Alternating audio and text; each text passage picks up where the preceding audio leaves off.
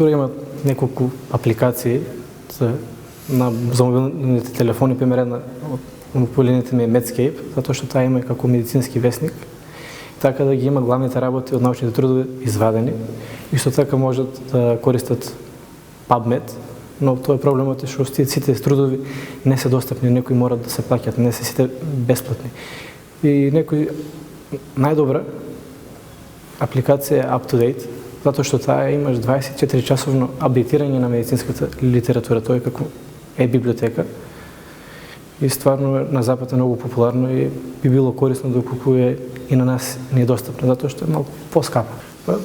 Ја мислам, моје лично мислење дека сега има доволно кампањи, но тие се на некој површно ниво. Значи не се задолбочува доволно во деталите за да им стане јасно што се дешава. И така на луѓето им влегува низ едното уво, излегува низ другото. Имавме неколку настани посветени на оваа тема, значи имавме дури и мини конференција, што се викаше што знаеме за ковид, кај што имаше 5 или 6 професори, тие објаснува од микробиологија до плазматерапија за ковид, значи ги објаснувавме и вакцините, и несакани ефекти, и принципот на кој што работат, како се направени рце.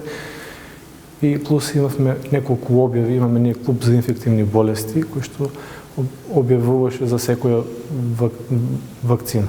Една од причините е медијата, че на неја се постира све и свашта и многу погрешни информации стигаат до луѓето и повеќе прават паника отколку добро. Тие се со цел да подигнат свест, а уствари прават конфузија.